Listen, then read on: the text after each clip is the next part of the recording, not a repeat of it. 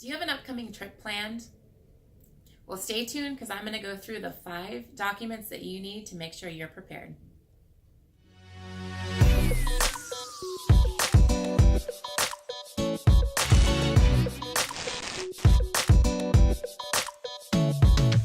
Hello, my name is Krista Hermans and I'm an estate planning attorney. My practice is Hermans Law, and we help families with minor children make sure that their children are protected.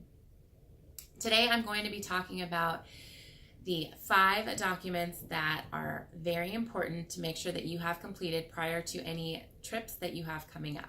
The first document that we're going to be going through is a durable power of attorney. So this is a document where you're able to identify an agent to step into your shoes to make financial decisions on your behalf if something were to happen to you. Some of those financial decisions include going to the bank, paying a mortgage, paying bills, going to the post office, filing a tax return. This document, generally when we work with clients, is a springing power of attorney, meaning it actually doesn't spring into effect until you were to become incapacitated. So it's not like you're giving anybody any control once you sign the document. Okay, the second document that we're going to be talking about is an advanced healthcare directive. Some people know this as a living will. And this, very similar to the durable power of attorney, this allows you to identify agents to make healthcare decisions on your behalf if you were unable to.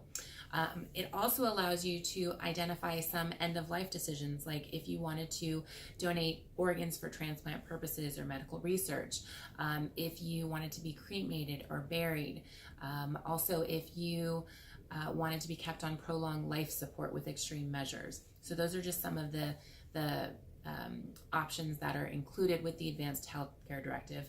The biggest thing is just making sure that your wishes are known. Okay, the third document that we're going to be talking about is a guardian nomination form.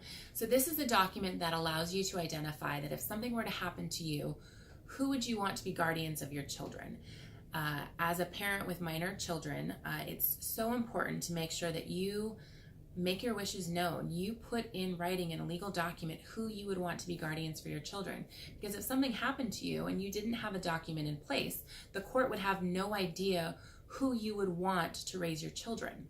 So this gives you that power and that control to be able to put it in writing. Okay. The fourth document that we're going to be talking about is a will. And a will is generally filed with the court when somebody passes away. The will identifies, who you would want to receive your assets, your stuff, as well as nominating guardians for your children. The next document that we're going to be talking about, number 5, is a trust. And I think that this is probably one of the most important planning tools that a parent can use to be able to put a plan in place to protect their children. And essentially what a trust is, it's a legal document in which you give specific instructions to a trustee on how to carry out the assets in the trust, and generally for the benefit of your beneficiaries. It also allows you to have all of your stuff in your trust to plan for during your lifetime, if there was any type of incapacity and at your passing. What it allows you to do is when you identify this successor trustee, the person who manages it after something happens to you, they would be in charge of distributing money to your children according to what your terms are. So with no plan in place, they may receive all of their inheritance when they turn 18 in one lump sum, whereas when you have a trust, they can receive it at maybe 25, 30, and 35, whatever you set those ages and distribution to be. But it's going to be in different stages rather than in one lump sum at 18. A trust also allows you to put protections in place to protect against predators, creditors, and future potential ex-spouses of your beneficiaries. So I really do feel like having a trust is the best plan to be able to handle any type of life insurance proceeds, retirement accounts, equity from homes, any other assets that you may have to be distributed to your kids in the manner that you set forth pursuant to your instructions. Okay, so those are the 5 documents that are very important to have if you have any travel coming up. Make sure that you take the time, get it done early so that you're not stressing as you get closer to an upcoming trip trip and trying to get this stuff done.